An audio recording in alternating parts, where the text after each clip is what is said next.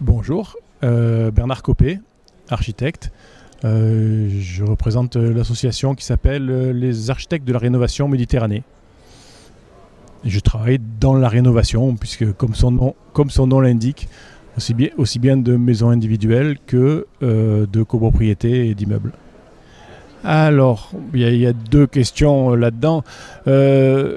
Le quartier des Chartreux, c'est un quartier qui s'est construit en gros à la fin du 19e siècle et au début du 20e siècle, avec des interventions après plus récentes, notamment dans les années 60.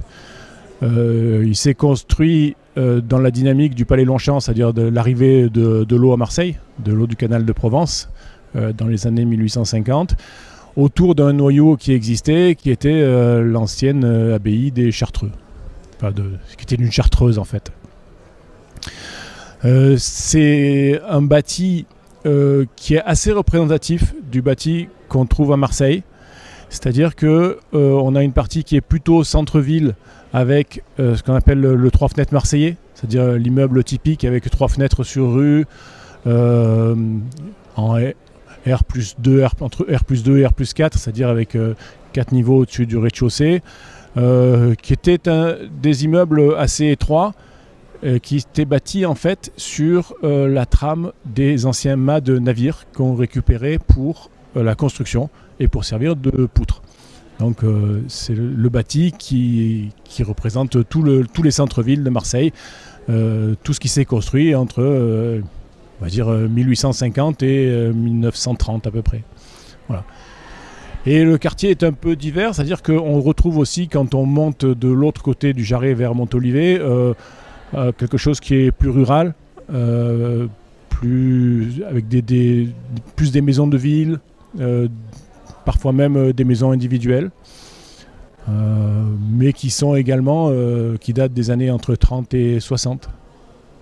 Et on retrouve par-dessus ça donc les constructions modernes des immeubles en copropriété ou des immeubles de bureaux, notamment tout le long du Jarret, parce que le Jarret, c'est une intervention dans les années 60 de couverture du ruisseau du Jarret existant, qui avait un peu structuré le quartier à l'époque, et qui a été transformé en autoroute urbaine, qu'on a réussi maintenant à requalifier depuis qu'on a fait la L2, mais voilà, et donc sur le long du Jarret, on retrouve beaucoup plus de constructions beaucoup plus hautes, qui sont des grandes copropriétés et qui vont finalement être peu impactées par le territoire zéro exclusion économique, parce qu'ils ont leur dynamique propre de grandes copropriétés.